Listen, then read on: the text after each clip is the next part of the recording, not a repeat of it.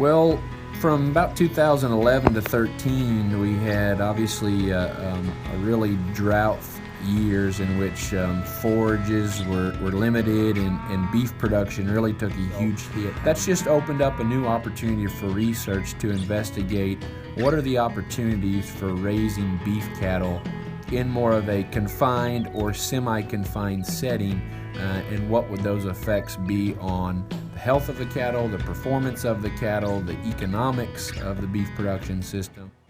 I'm Clay Burson. I'm a graduate research assistant in the Department of Animal and Food Sciences, and I'm the primary graduate student responsible for conducting this research. It's a project that's designed to be a multi-year study.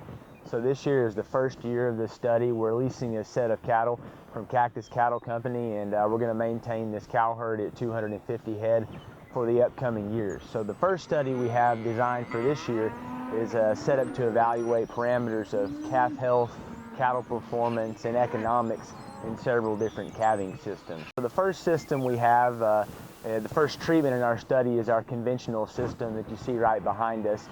And it's just designed to kind of resemble the traditional cow-calf operation. So we're raising these cattle on pasture, calving on this particular pasture right here, and the calves will stay with their moms out here through the weaning phase before they're moved into the feedlot.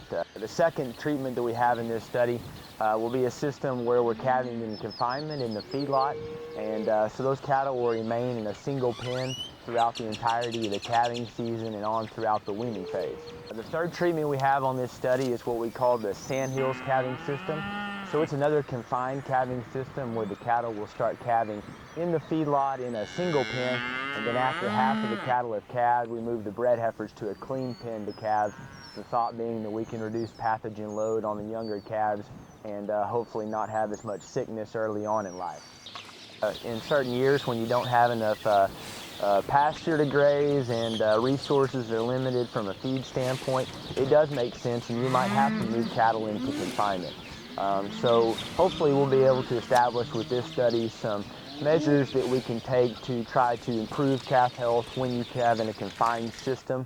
Well, of course, we'd be interested in how that comes out, and if they can raise more beef on less of a deal and what it's costing them to do that,